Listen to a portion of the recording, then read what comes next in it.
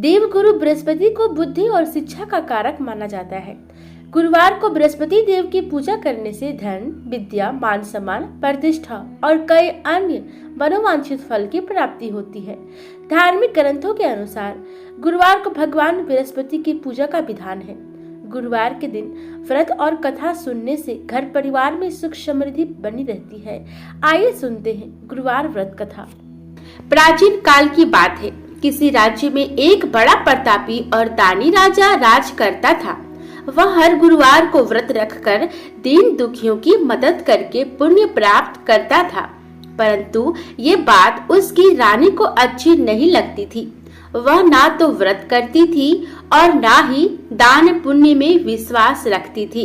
इतना ही नहीं, वह राजा को ऐसा करने से मना भी करती थी। एक समय की बात है, राजा शिकार खेलने के लिए वन गए। घर पर रानी और दासी अकेली थी। उसी समय गुरु बृहस्पति देव साधु का रूप धारण कर राजा के दरवाजे पर भिक्षा मांगने आए। साधु ने जब रानी से भिक्षा मांगी तो वह कहने लगी, हे साधु महाराज, मैं इस दान और पुण्य से तंग आ गई हूँ। आप कोई ऐसा उपाय बताइए जिससे कि सारा धन नष्ट हो जाए और मैं आराम से रह सकूं। इतना सुनकर बृहस्पति देव ने कहा, हे देवी, तुम बड़ी विचित्र हो। संतान और धन से कोई दुखी होता है? अगर अधिक धन है तो इसे शुभ कार्यों में लगाओ।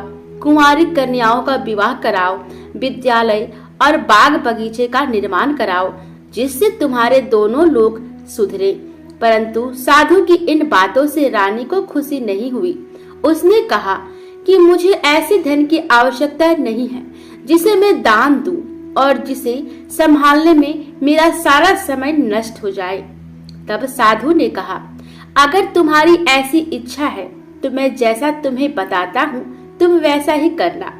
गुरुवार के दिन तुम घर को गोबर से लीपना, अपने बालों को पीली मिट्टी से धोना, राजा से हजामत बनाने को कहना, भोजन में मांस मंदिरा का प्रयोग करना, कपड़े धोबी के यहाँ धुलने देना। इस प्रकार 7 बृहस्पतिवार करने से तुम्हारा समस्त धन नष्ट हो जाएगा। इतना कहकर साधु के रूप में बृहस्पति देव अंतर ध्यान हो गए। साधु के अनुसार कई बातों को पूरा करते हुए रानी को केवल 3 बृहस्पतिवार ही बीते थे कि उसकी समस्त धन संपत्ति नष्ट हो गई। भोजन के लिए राजा का परिवार तरसने लगा। तब एक दिन राजा ने रानी से बोला कि हे रानी, तुम यहीं रहो, मैं दूसरे देश को जाता हूँ, क्योंकि यहाँ पर सभी लोग मुझे जानते हैं, इसलिए मैं कोई छोटा कार्य नहीं कर सकता। ऐसा कहकर राजा दूसरे देश चला गया। वहाँ वह जंगल में लकड़ी काट कर लाता और शहर में बेचता। इस तरह वह अपना जीवन व्यतीत करने लगा। इधर राजा के परदेश जाती ही रानी और दासी दुखी रहने लगी।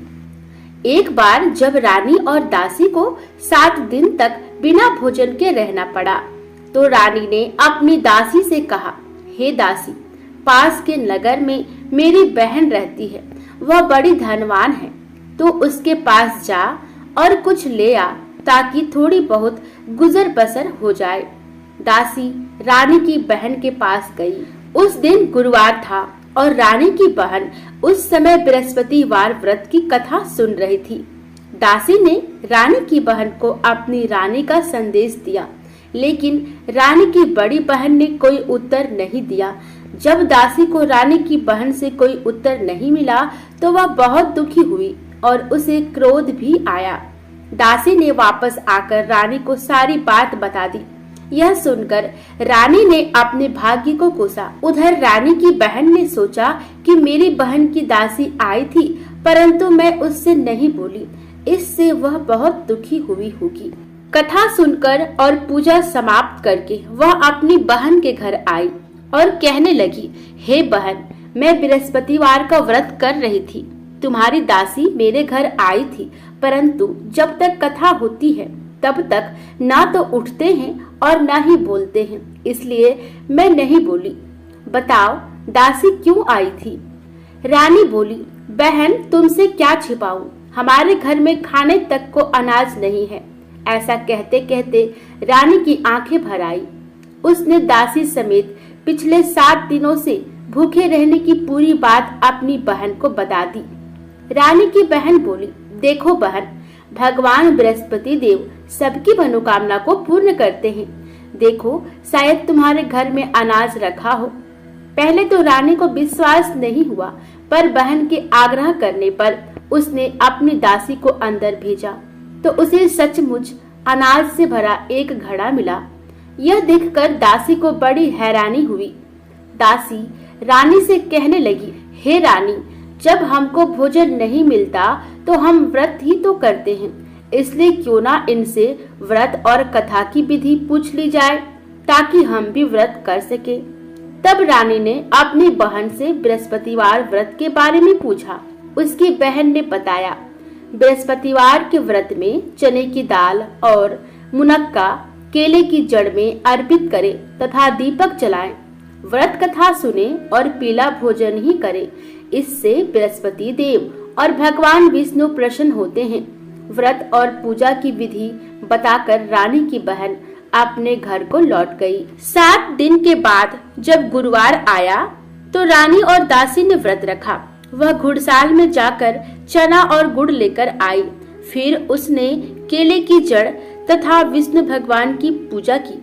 अब पीला भोजन की चिंता को लेकर दोनों बहुत दुखी हुई।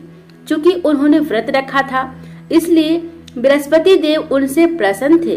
वह एक साधारण व्यक्ति का रूप धारण कर 2 थालों में पीला भोजन दासी को दे गए। भोजन पाकर दासी प्रसन्न हुई और फिर रानी के साथ मिलकर भोजन ग्रहण किया।